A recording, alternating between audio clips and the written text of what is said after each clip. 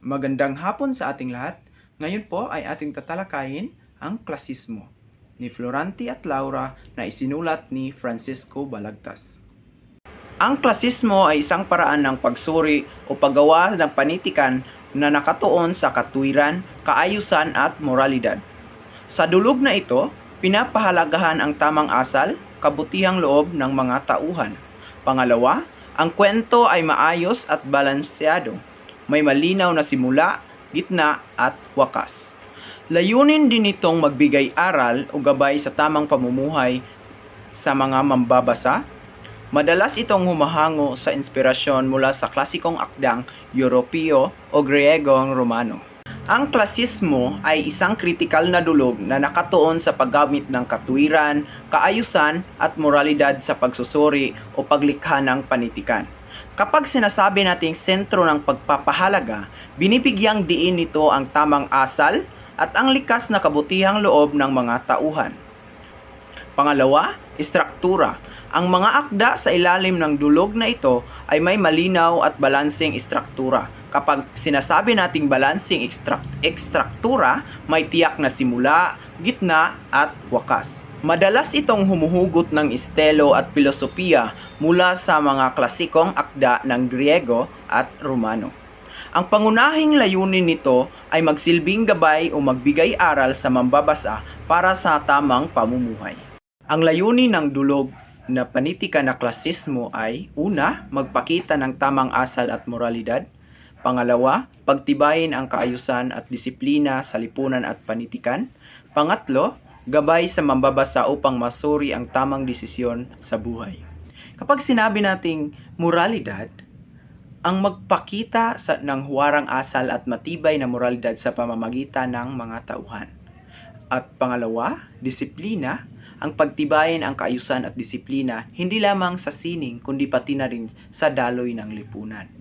Ang pangatlo, gabay sa pagpapasya, ang magsilbing instrumento upang matulungan ang mambabasa na suriin at piliin ang tamang desisyon sa kanilang sariling buhay. Ang dulog na ito ay hindi lamang basta sumulpot, ito ay may malalim na ugat sa kasaysayan ng sining sa Europa. Umunlad ito sa Europa noong ika-17 at ika-18 na siglo sa panahon na tinatawag na Age of Reason o panahon ng katwiran. Ang mga prinsipyo ng masinaunang Griego at Romano ang nagsilbing pundasyon sa pagbuo ng mga pamantayan sa pagsulat. Ito ang dahilan kung bakit may impluwensyang klasiko. Ginagamit ito ng mga manunulat bilang mahigpit na gabay sa paglikha ng tula, dula at iba pang anyo ng panitikan upang matiyak na ito ay may saysay sa lipunan. Dumako naman tayo sa pagbubuod. Si Florante, anak ni Doke Briseo at Prinsesa Floresca, ay nakagapos sa puno sa gubat sa labas ng Albania, napapaligiran ng 2 leon. Sa kabutihang palad, dumating si Aladdin, isang Moro mula sa Persia, at iniligtas siya. Pinatay ni Aladdin ang mga leon at inalagaan si Florante habang siya ay mahina at nakagapos. Ikinuwento ni Florante ang kanyang kabataan. Pinadala siya sa Atenas upang mag-aral kung saan nakilala niya si Adolfo, anak ni Conde Silino. Noong una, hinangaan ni Adolfo ang kanyang guro at mga kaklase. Pero nang mahigitan ni Florante si Adolfo sa karunungan, lumabas ang tunay nitong kulay. Tinangkang patayin ni Adolfo si Florante, ngunit siya ay niligtas ni Menandro. Pagbalik ni Florante sa Albania, nakilala niya si Laura, anak ni Haring Linceo. Nagtagumpay siya sa digmaan laban sa mga kaaway ng kaharian, ngunit nagulat siya nang makita na inagaw ni Adolfo ang trono.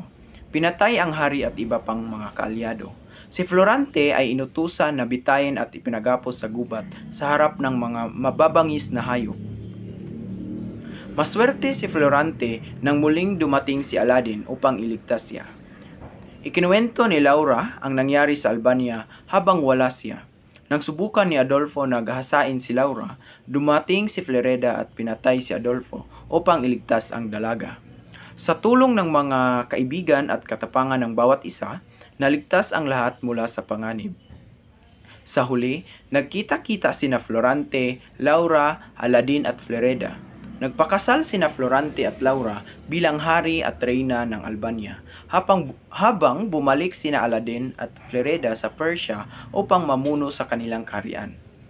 Nagtapos ang kwento sa kapayapaan at kaligayahan para sa lahat. Tatlong rason bakit klasismo ang akda. Una, ang paggamit ng katwiran at moralidad. Ang pangunahing tauhan tulad ni na Florante at Aladdin ay nagpapakita ng pagtitimpi at tamang asal kahit sa gitna ng paghihirap na nagpapatibay sa moral na aral ng may akda. Pangalawa, kaayusan ng estruktura. Ang awit ay may malinaw na daloy, simula, gitna, wakas, at sumusunod sa estriktong sukat at tugma na katangian ng kaayusan sa klasismo. At diyan nagtatapos ang ating talakayan tungkol sa klasismo. Maraming salamat sa inyong panunood. Bye-bye.